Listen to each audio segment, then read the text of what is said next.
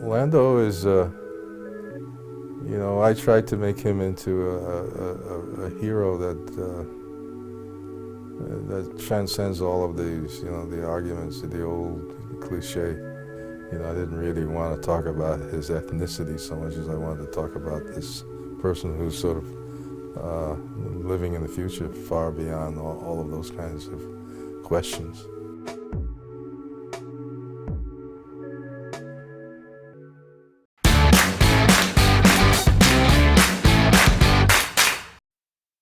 Hey everybody, I'm Just a Dude and welcome to the I'm Just a Dude video channel.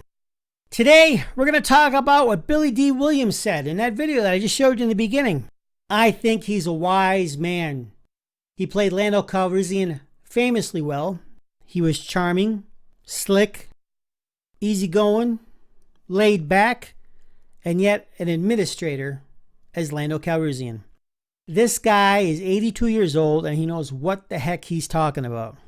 Now, before we get into that, I would like you to subscribe to my YouTube channel if you're so inclined and you're on YouTube, my BitChute channel if you're on BitChute, or my Brighteon channel if you're on Brighteon. And if you're on YouTube, click that little bell notification so every time I make an upload, you'll get to see it first. If you're on BitChute and you're so inclined and would like to support the channel, click that $ next to the subscribe button, and anything you would like to give would be greatly appreciated. And remember, when you're done with the video, remember to comment and like below. Let's get started. This is right out of a Rolling Stone magazine article about Billy Dee Williams, and he was talking about Lando Calrissian, and I want to tell you what he said. This is the author talking first. He loved that Lando Calrissian wasn't written for any particular ethnicity. Fantastic. Quote from Billy Dee Williams. I met with George Lucas and he explained he had gotten a lot of flack about Darth Vader, the big dark figure, being a villain. And all he had been thinking was a guy in a white hat, a guy in a black hat, Williams said. He wasn't thinking racially. So when they gave me the script, I said, this guy wears a cape? And Calrissian, what is that? Italian? I looked it up. Armenian. What an opportunity to move outside of the box. I read this little paragraph in the Rolling Stone magazine article of Billy Dee Williams, and I was like, this guy gets it. No one can tell me that Billy Dee Williams at 82 years old, who was an actor in the 40s, 50s, 60s, 70s and whatnot, doesn't know anything about bigotry and racism. And the thing I found so admirable about Billy Dee Williams, he wasn't thinking racially or about my ethnicity. I'm going to look at this like I'm going to be Lando Calrissian, the administrator of Cloud City. That's the character I'm going to be. I'm not going to put identity politics into it. I'm not going to get what today would be woke. I'm not going to worry about social justice warrior stuff, which is something they would call today. I'm going to focus on the character, do the best job I can, and give George Lucas what he's looking for. And George Lucas said, I don't care if Lando Calrissian was white, Asian, Mexican. Billy Dee Williams walked in there and George saw him and said, that is Lando Calrissian. That's the man I want. That is how you get great movies. That is key. Continuing. To me, I'm Lando, adds Williams, noting his respect for the actor who attempted the role in 2018's Solo. I love that Donald Glover. He's a brilliant young man, but his hair was not how I thought of Lando. He was more Afrocentric with his hair. I have nothing against that, but when I created Lando, he was beyond all of that. This man knows what acting is about. This man understands what creativity and truth is to a story. But when I created Lando, he was above all of that. How many people at Disney and Lucasfilm, and many other studios for that matter in Hollywood, could say something like that? Can you say your CEO, your president, your actor, your writers, your producers, your directors are above and beyond all of that? When he saw Lando Calrissian, he didn't see an Afrocentric hair. He saw a suave, debonair man with class, with a slick tongue, who was a smooth operator, who liked to woo the women. Continuing. He was also perplexed by Solo's suggestion that Lando was in love, maybe even in lust, with a droid. And this is Billy D. I think that's the reason they didn't have the success they could have had, he says. Because they were going for something that was topical, instead of an adventure that's far beyond those questions. Billy D. Williams gets it. Can you please put him in a conference room with Kathleen Kennedy and Bob Iger and J.J. Abrams and Ruin Johnson? Seriously, this guy gets it. No one goes to the movies to get preached to. No one goes to the movies to see men look stupid. No one goes to the movies to see arrogant, overbearing, and bossy women and then call them strong and powerful. That's not strong and powerful. That's being an idiot. I know I'm going a little off on a tangent here, but when you put identity politics in something and you're trying to force an issue about power, about gender, about race, and that overshadows the story's depth and your love for the characters and your connection and a thread through between Force Awakens and the Rise of Skywalker, you destroy any possibility of having a coherent story that people are going to love. No one connects to that. Not in a Star Wars film, let alone anywhere else, but definitely not in a Star Wars film. Billy D. Williams gets it. No one wants to see Lando Calrissian as a pansexual. It doesn't fit the character that we saw in Empire Strikes Back and Return of the Jedi. It's ridiculous. It's insane. He's right. That didn't help the box office. And anyone who denies that is a fool. No red-blooded American man, white, black, brown, Asian, yellow, I don't care, wants to go to the movies, have an escape from far, far away, and get hit in the face in a movie theater talking about Lando Calrissian's sexuality and he possibly be making love to robots and he's a pansexual. No one wants to go to Rise of Skywalker and see a Mary Sue just beat the crap out of everything and everyone nonchalantly, so easily. No one wants to see that. That's not a story. What's the struggle? Where's the heart? It's just, there's so much about these movies that just, they messed up. Billy D. Williams gets it. This is the kind of stuff we have to deal with now as Star Wars fans. Rian Johnson to Star Wars diversity haters. Rian Johnson to Star Wars diversity haters. F them. Sorry, it's a Christian channel. I apologize for that. I did blank out the UC. I don't want that in my channel. But that's what he said. I know tons of Star Wars fans. I watch Star Wars fans on YouTube. I watch Jeremy from Geeks and Gamers. I watch Gary on Neurotic. I watch, Odin. I watch, there's so many of them. I watch Doomcock. I watch all these guys. John Talks. I watch SC Reviews. I watch Ethan Van Sciver. I watch Jeff from BSers. I watch all these guys. I have never seen or heard anything come out of their mouths that they did not want to see any kind of diversity in the film. It's because they're focused so much on the diversity, it's hurting the film.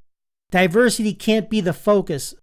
It has to be a byproduct of a good story, good character development, and people who understand that.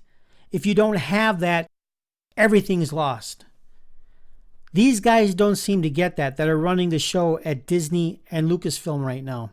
And a lot of the people that they have working for them, like Rian Johnson, J.J. Abrams, either they understand it and they don't care because the higher-ups are telling them to do that, or they don't know and they're just going along with the show and they're saying whatever happens, happens. I don't know. It doesn't make any sense. This is part of the article from Rian Johnson. No, really, that's what he said during a Q&A with actor Chris Evans following a screening of their new film, Knives Out, at the Wired 25 conference Saturday night in San Francisco. Johnson said that while he mostly had positive interactions with Star Wars fans, if someone is responding to diversity negatively, F them. This is just pathetic. Like I said, I have not heard or seen anyone talk about diversity negatively, unless it was in the context of the story and things needed to be explained. It had nothing to do with ethnicity or race or sex in and of by itself. It's because maybe it didn't go along with what was in the story or the lore of Star Wars to begin with, and it just needed to be explained. That's the extent of anything negative that I've ever seen posted, seen, or witnessed online. Continuing. Women and non-white characters are speaking more in recent Star Wars movies. Great. Push the agenda. Forget about the story and the characters. Woohoo! Great. That's what Star Wars, Star Trek, and all these big IPs are focused on now. I don't hear any stories about how great the story is. I don't hear things about, wow, this is a lore that can last forever. These characters are phenomenal. I hear nothing beyond race, beyond gender, beyond agenda that's encouraging as far as the story itself is concerned. This is their focus, and this is why it's going to hurt them, and it already is hurting them. Future Star Wars films will have more really strong women. I thought Leia was pretty strong, and to boot, she was actually pretty feminine too. Is that bad now? Do strong women in movies now have to be like men? Seriously, I think a strong woman is freaking awesome. I love strong women. But I also love feminine women. I love feminine looking women. I don't like women who look like men, right? And I don't like women who act like men. I just don't. I'm a red-blooded American male, and they're trying to turn women into men, and it's just, it's sad. It's not the kind of woman you take home to mom. You know what I mean? You want a little bit of a femininity there. Let me tell you something. Leia was pretty darn feminine, and she was strong. That's the kind of woman you'd want fighting by your side, I'll tell you that much. This is something that Kennedy said in that article. For Kennedy, this was a personal matter because as a fan of the previous Star Wars movie, she didn't have many female characters to look up to in front of the fan celebration. She promised that was about to change. What it looks like to me, she's trying to turn women into men. That's what it looks like to me. And in the face of that, story, character development, story development are lacking sorely. Agenda is superseding the main goal of a movie in the first place. That's to entertain your audience, a little bit of an escapism, have a thread of congruity and logic from the first movie to the last movie. That's the tradition of Star Wars. And perfection. But nope, that's not the logic anymore. The string is virtual identity, identity politics, social justice warrior. Let's make sure we're woke, and we got our agenda out there. But we lose money in the long run. Disney Star Wars is dumb. This is actually a photo that I got off Disney Star Wars from dumb. I think that's Ichibaka's website.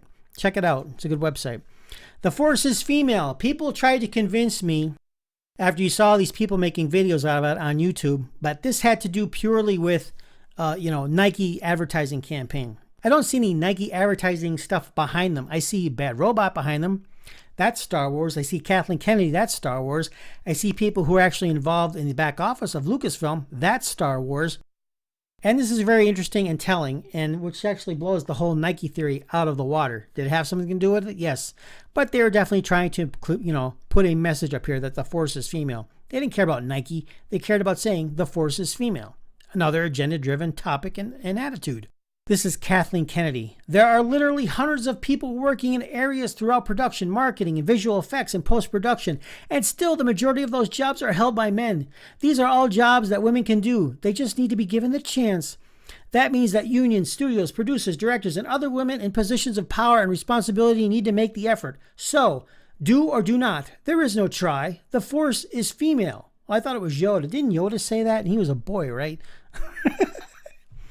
All right, brass tacks here, folks. Bottom line is this. Men and women are the same in a lot of ways. Women are geared towards certain things in life. Men are geared towards certain things in life. Guess what? Men are generally more into the visual effects aspect and technicality of things. Women are not. They're more into the feeling and emotional side of things. That's fine. So, women can do the same things that as men, but men can do the same things as women as well. But what are we more inclined to do? Got to be honest, and statistics show that men generally are geared toward more of the jobs that she's actually describing here. Generally speaking, that doesn't mean that women can't do it. But generally speaking, if you're being intellectually honest, men are geared to do certain things. That's the bottom line. More men are probably geared to be directors. More men are probably geared to be more in visual effects.